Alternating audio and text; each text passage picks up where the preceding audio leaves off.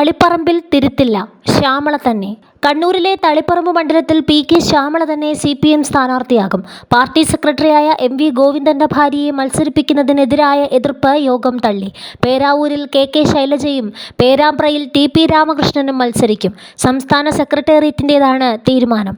P K. ശ്യാമളയെ സ്ഥാനാർത്ഥിയായി പരിഗണിക്കുന്നതിനെതിരെ പ്രതിഷേധവുമായി CPM അണികളും അനുഭാവികളും രംഗത്തെത്തിയിരുന്നു.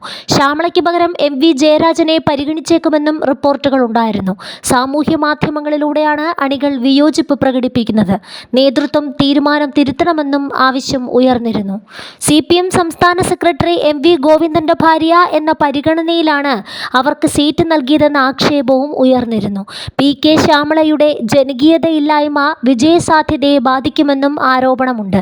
മുമ്പ് ആന്തൂർ നഗരസഭയിലുണ്ടായ വിവാദങ്ങളും പ്രവാസിയുടെ ആത്മഹത്യയും പി.കെ. ശ്യാമളയുടെ ജയസാധ്യതയെ ബാധിച്ചേക്കുമെന്നും അണികൾ പറയുന്നുണ്ട്. എന്നാൽ ഇതെല്ലാം സംസ്ഥാന സെക്രട്ടേറിയറ്റ് തള്ളി. പി.കെ. ശ്യാമള തന്നെ മത്സരിക്കുമെന്നാണ് സെക്രട്ടേറിയറ്റിന്റെ തീരുമാനം. ജനാധിപത്യ മഹിളാ അസോസിയേഷൻ കണ്ണൂർ ജില്ലാ സെക്രട്ടറിയും സംസ്ഥാന ജോയിന്റ് സെക്രട്ടറിയുമാണ് പി.കെ. ശ്യാമള.